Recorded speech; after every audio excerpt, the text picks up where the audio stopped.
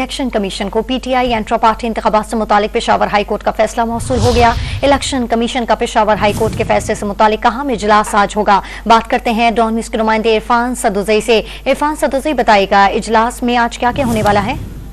जी, election commission को Peshawar high court का फैसला तफसीली फैसला मौसूल हो गया और उसी तनाजुर में आज एक इंतहाई अहम इजलास होगा, जिसमें इलेक्शन कमीशन का जो लॉ विंग है वो इसमें जो कानूनी नुकात है उस पर ब्रीफिंग देगा, जिसमें इलेक्शन कमीशन के मेंबरान होंगे, सिकंदर सुल्तान राजा जो इसकी चीफ है, इसके अलावा सेक्रेटरी इलेक्शन कमीशन भी इसमें मौजूद होंगे।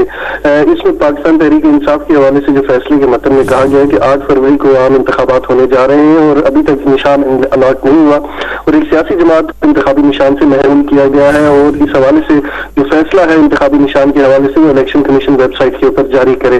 तो इस हवाले से इलेक्शन कमीशन के जो हुकाम है आज इसकी तफसीली जायजा लेंगे कि क्या क्या नुकात हैं जिसके ऊपर वो स्टैंड कर सकते हैं या किसी भी अदालती फोरम के ऊपर वो इससे रुजू कर सकते हैं। जी, बहुत शुक्रिया तफसीलात देने के लिए इरफान सदुज़ई आपका।